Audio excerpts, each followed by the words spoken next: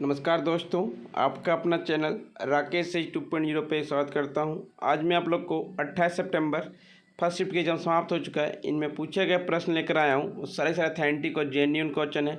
जिनको इसका PDF चाहिए वो हमारे टेलीग्राम ग्रुप से जुड़ सकते हैं, डिस्क्रिप्शन लिंक दे दिया गया है। और जिनको भी PDF चाहिए 17 अगस्त से 28 सितंबर तक के, वो हमारे टेलीग्राम ग्रुप पर जुड़ सकते हैं।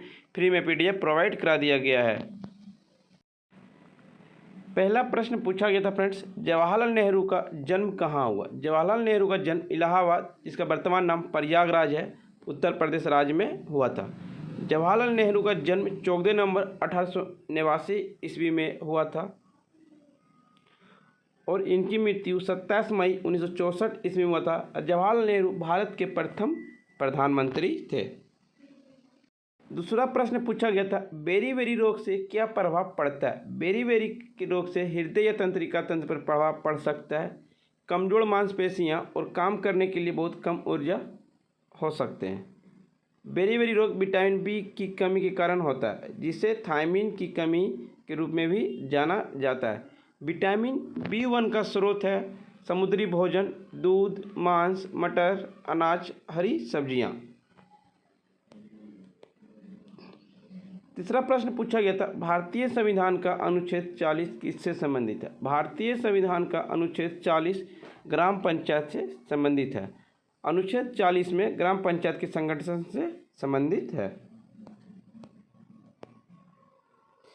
एक प्रश्न आया था, उड़ीसा में फनी तूफान कब आया था। उड़ीसा में फनी तूफान 26 अप्रैल 2019 से 5 मई 2019 तक था। एक प्रश्न पूछा गया था, गंगा नदी विलुप्त होने का क्या कारण है।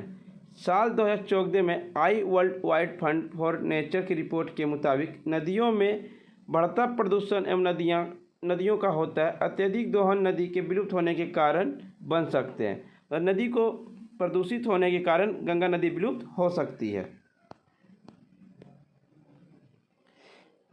इंदिरा पॉइंट किस द्वीप पर स्थित है। इंदिरा पॉइंट आपका निकोबार द्वीप पर स्थित है। इंदिरा पॉइंट भारत के निकोबार द्वीप समूह के बड़े निकोबार द्वीप पर स्थित है। एक गांव है। यह भारत का दक्षिणतम बिंदु है।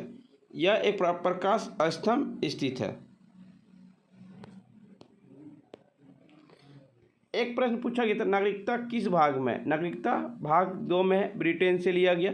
यह आपका प्रश्न पूछा गया होगा, पाकिस्तान से आए लोगों को भारत की नागरिकता किस अनुच्छेद के तहत दिया जाता है। अनुच्छेद 7 के तहत दिया जाता है।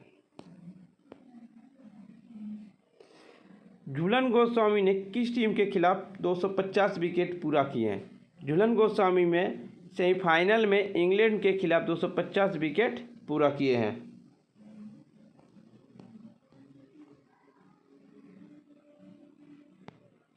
शुक्र ग्रह पे कौन सा गैस के कारण बादल लाल पीला होता है। सल्फर डाइऑक्साइड और सल्फ्यूरिक अम्ल की बूंदों से मिलकर बने ये बादल लगभग 90% सूर्य प्रकाश को परावर्तित व बिखरते हैं, जो वापस में अंतरिक्ष में उन पर गिरता है और जो शुक्र की सतह पर दृश्य प्रेक्षण को रोकते हैं।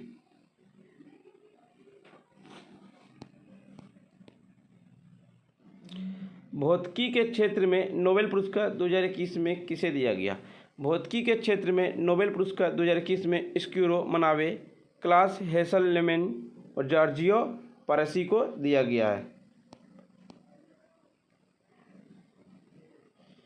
इनमें से कौन धातु है। सोडियम धातु है और बहुत अभिक्रियाशील होता है। राष्ट्रमंडल खेल में किसने स्वर्ण पदक जीता। राष्ट्रमंडल खेल में बॉक्सिंग में नीतू के बाद अमित पंघाल ने भी स्वर्ण पदक जीता। यह भारत का 15वां गोल्ड मेडल था। राष्ट्रमंडल खेल 2022 में भारत ने कुल 61 पदक जीते। इसमें 22 स्वर्ण था, 16 रजत और 23 कांस्य पदक शामिल है। एक प्रश्न पूछा गया था फ्रेंड, संविधान के किस संशोधन द्वारा कहा गया कि भारत के संविधान संशोधन किया जा सकता है। कौन सा संविधान। फ्रेंड्स, आपको आंसर पता है तो कमेंट बॉक्स में जरूर बताएं।